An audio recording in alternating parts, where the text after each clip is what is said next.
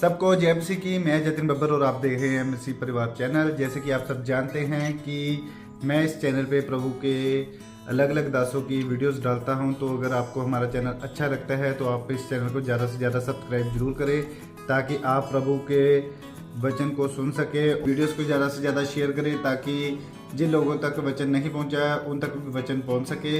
सबको जय मसीह की। एक बार मैं आपसे दोबारा कहूँगा कि इस चैनल को सब्सक्राइब जरूर करें और वीडियोस को ज़्यादा से ज़्यादा शेयर करें। जय मसीह की। इसीलिए जीसस ने कहा, तुम दुनिया के नूर हो, तुम दुनिया से अलग हो, तुम दुनिया के जैसे नहीं हो। तुम दुनिया में रहते हो, परंतु मैंने तुमको दुनिया में से चुन लिया है। तुम राज्य करोगे, राज्य।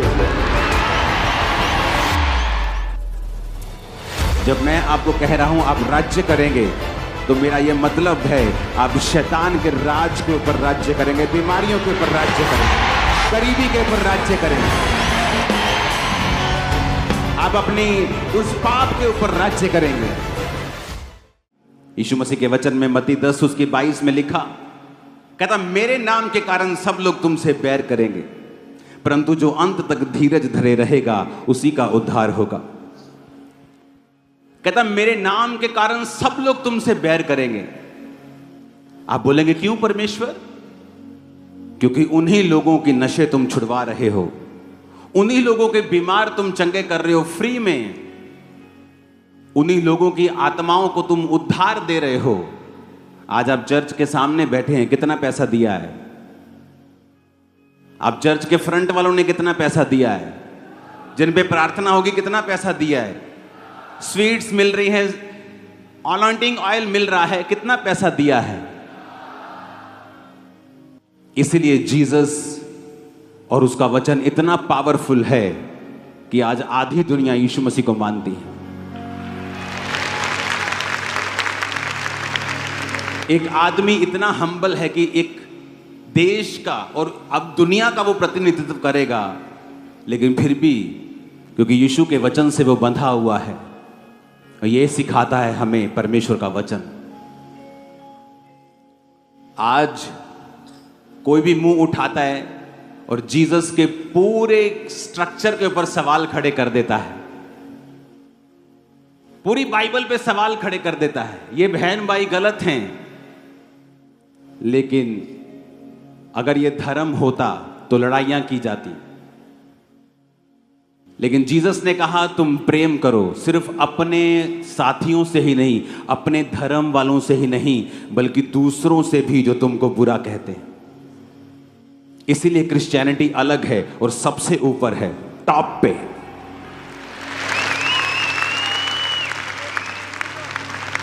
क्योंकि अगर लड़ाई करनी हो तो जब कोई व्यक्ति बोलता है कि पूरी बाइबल ही गलत है, तो इमेजिन करो क्या हालत हो जाएगी। लेकिन जीसस ने क्या कहा? यदि तुम प्रेम करोगे तो मेरे चेले ठहरोगे। क्रिश्चियन लोगों को भी मैं देखता हूं, जब आपके बयानों को कोई उल्टा अर्थ तोड़ मरोड़ के पेश करता है, वो बयान उसके लिए नहीं है, लेकिन अगर वो उसे अपने लिए लेना चाहते हैं तो ये उनकी मर्जी है, हमारी नहीं। और तब भी क्रिश्चियन लोग कमेंट्स के अंदर गालियां कभी ना निकालें, क्योंकि हम और उनमें बहुत फर्क है। हम जीवित परमेश्वर की संतान हैं। बाइबल कहती है चुप भी नहीं रहना, अपनी बात भी रखनी है। हालेलुया। क्योंकि जीसस ने अगर प्रेम हमें ना सिखाया होता तो हम टिप्पणियां करते एक दूसरे के रीति रिवाजों पर, धर्मों के ऊपर। और इसीलिए मेरा 20 साल का रिकॉर्ड है, कोई व्यक्ति ये साबित नहीं कर सकता कि मैंने किसी पर भी टिप्पणी की हो, क्योंकि ये जीसस ने सिखाया नहीं है। इसीलिए उसने प्रेम करना सिखाया है, और हर एक विरोधी से हमने प्यार ही किया है हमेशा। हालेलुया। और इसीलिए जीसस ने कहा तुम दुनिया के नूर हो, तुम दुनिया से अलग हो, तुम दुनिया के जैसे नहीं हो। तुम दुनिया में रहते हो, परंतु मैंने तुमको दुनिया में से चुन लिया है। हालेलुया। मेरा यह विश्वास है 2025 में आपकी बीमारियां रूपी शर्मिंदगियां वो खत्म है यीशु के नाम। बीमारी और गरीबी रूपी श्राप खत्म है यीशु मसीह के सामर्थ्य नाम। हालेलुया। आप विक्ट्री में चलेंगे। आज परमेश्वर, मैं जब आ रहा था तो मुझे सोने चांदी का शौक नहीं, लेकिन परमेश्वर ने कहा रिंग डाल के जाना है आज। मैंने कहा क्यों परमेश्वर? परमेश्वर ने कहा इसलिए कि यह निशानी है कि तुम राज्य करोगे, राज्य। और बहुतों को लगता है क्योंकि जब आपको तोड़ मरोड़ के पेश करना हो तो इसको आप तोड़ के भी पेश कर सकते हैं। देखो जी साढ़े तो राज करना चाहते। जीसस ने कहा मेरा राज यहाँ का नहीं है मेरा राज वहाँ का है।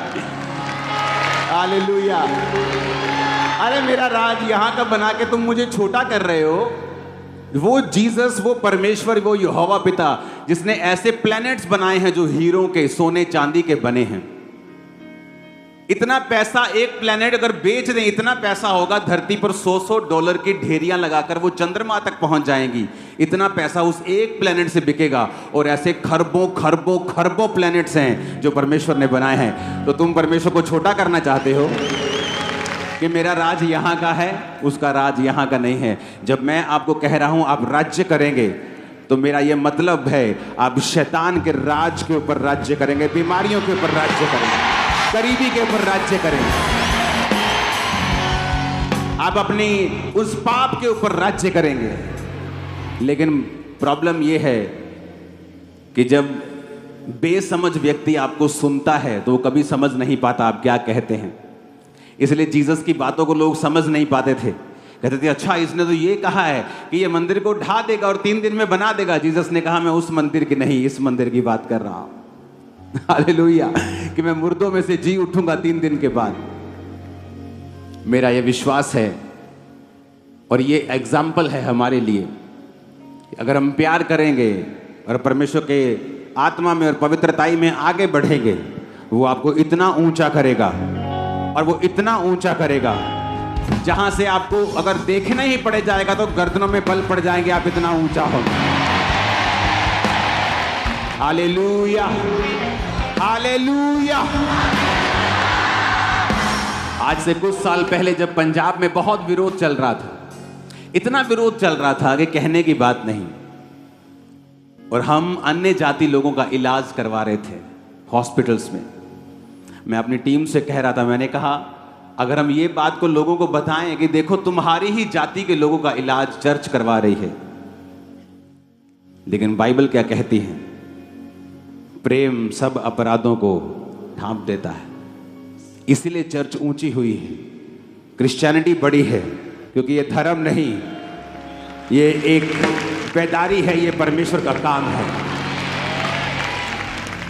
आपका न्यू ईयर जो आप परमेश्वर के भवन में हो, खुदा के भवन में आप इस नए साल में हो, ये ऑर्डिनरी बात नहीं है। परमेश्वर आपके विश्वास को जो आपने प्रभु के लिए दिखाया है उसका ऑनर करेगा। वो आपके वंश को बढ़ाएगा, सारे श्रापों को खत्म करेगा, वो आपके रास्तों को साफ करेगा और आपको नेक्स्ट लेवल पे लेके जाएगा। आमीन। ऊंचा धड़कने वाला यीशु मसीह के नाम में हालेलुया, हालेलुया। यीशु मसीह ने कहा उनसे मत डरना जो शरीर को नाश कर सकते हैं, उससे डरना जो शरीर और आत्मा दोनों को नाश कर सकता है। 2025 हमें प्रार्थना करनी होगी, क्योंकि इकॉनमी के ऊपर डिप्रेशन आएगा। जो लोग खुदा में होंगे, टाइदर्स होंगे, गिवर्स होंगे, वो बचेंगे, बच जाएंगे। लेकिन आप देखोगे, बाइबल कहती है, जब यिर्मयाह भविष्यद्वक्ता, यशायाह भविष्यद्वक्ता में जब आप पढ़ते हैं, यहोजकेल में आप पढ़ते हैं, तो परमेश्वर ने कहा महंगी की तलवार चलेगी, महंगी आएगी, जब चीजें महंगी हो जाएंगी। आप देखोगे 2025 में बहुत सी चीजें इतनी महंगी होंगी कि वो रिकॉर्ड ब्रेक कर देंगे, जो परमेश्वर ने मुझे दिखाया। क्योंकि इसलिए मैंने कहा कि 2025 हैप्पीएस्ट न्यू ईयर बोल के हम जल्दी जल्दी घर जाने वाले नहीं हैं। हमें कल प्रार्थना करनी है, आप दिन रात के रोज़ों में कल से नहीं हैं। अगर आपको मेडिकल कंडीशन है, आप दिन दिन के रोज़े करिए, आप कुछ करिए, आप बैठ के प्रार्थना करिए, चर्च में आइए, क्योंकि अगले 3 दिन हमें प्रार्थना करनी होगी। प्रार्थना करनी होगी देश की इकोनॉमी के लिए, क्योंकि आने वाले समय के जो मैसेज परमेश्वर दे रहा है वो अच्छे नहीं हैं, लेकिन हमें प्रार्थना करनी है। आप लोग बचाए जाएंगे, आपकी प्रार्थना के द्वारा दूसरे लोग भी बचाए जाएंगे। आपने यीशु मसीह के नाम का मजाक उड़ते रील्स में देखा, इतना कि जितना कभी नहीं देखा गया। आपको क्या लगता है, अगर क्रिश्चियंस कुछ नहीं कहेंगे तो क्या परमेश्वर कुछ नहीं कहेगा? मैंने लोगों को रोते हुए देखा है 2025 में, क्राई करते हुए देखा है, ऐसे ट्रबल्स में देखा है यंग लोगों को जो पहले उनकी लाइफ में कभी उन्होंने एक्सपेक्ट नहीं किए थे। तो हमें प्रार्थना करनी है कि परमेश्वर की सच्चाई उन लोगों के ऊपर जाहिर हो और वो लोग भी बचाए जाएं। आमीन। हमें प्रार्थना करनी होगी देश के लिए, हमें प्रार्थना करनी होगी आने वाले समय में पंजाब के लिए, क्योंकि शांति को बनाए रखने के लिए आपको प्रार्थना करनी होगी। हालेलुया। हमें प्रार्थना करनी होगी आने वाले समय के यूथ के लिए, क्योंकि जितना वो बिगड़ा हुआ आपको 2025 में दिखेगा, आपने लाइफ टाइम में कभी नहीं देखा होगा। इसलिए मैं कह रहा हूं कि हैप्पीएस्ट न्यू ईयर सिर्फ हैप्पीएस्ट न्यू ईयर बोलने से या मैसेज फॉरवर्ड करने से नहीं हो जाता।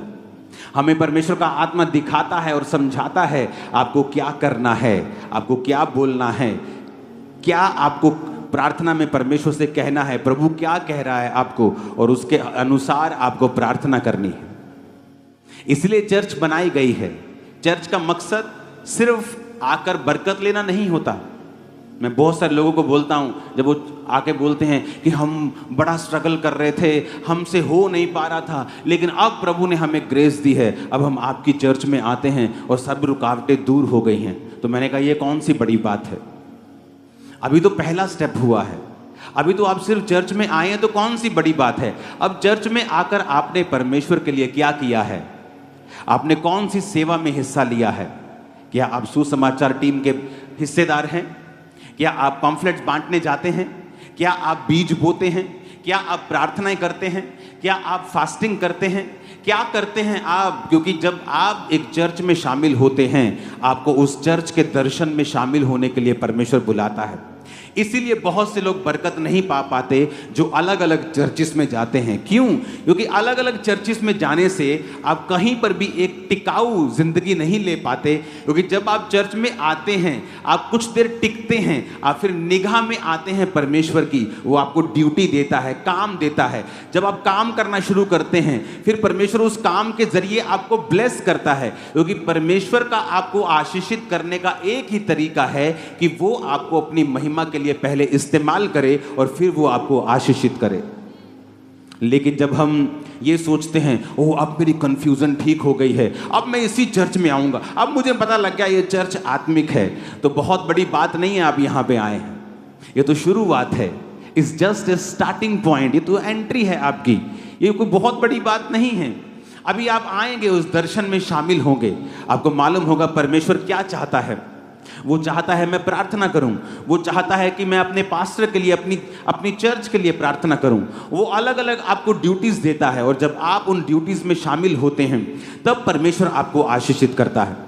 इसलिए मैं कहता हूं कि सिर्फ बिलीवर बन के चर्च में कभी मत आओ, चर्च के हर काम में आपका एक्टिव हिस्सा होना चाहिए।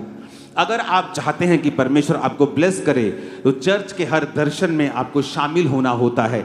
इसीलिए परमेश्वर आपको भवन में रोपता है, यानी आपको बोता है भवन में। आमीन। ऊंची आवाज में आमीन बोलो।